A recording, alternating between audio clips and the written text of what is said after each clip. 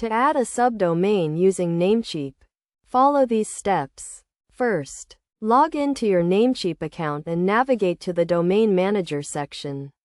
Here you will see a list of all your registered domains. Select the domain for which you want to add a subdomain by clicking on the Manage button next to it. In the Domain Manager, click on the Advanced DNS tab. This is where you can add, edit, and manage DNS records for your domain. To add a subdomain, you need to create a new DNS record. Click on the Add New Record button.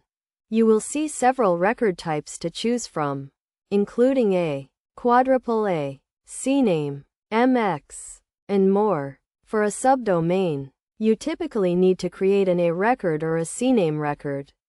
An A record maps a domain or subdomain to an IP address, while a CNAME record maps a domain or subdomain to another domain or subdomain.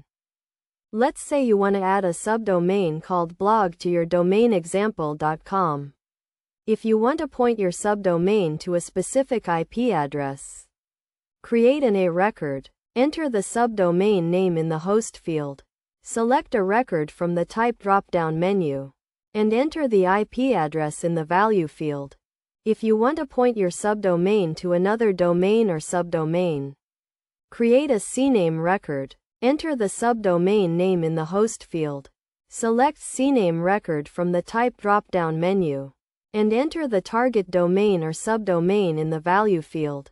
After filling in the required information, click on the Save Changes button to save the new DNS record.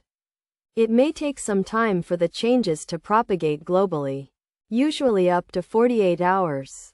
Once the changes have propagated, your subdomain should be active and accessible.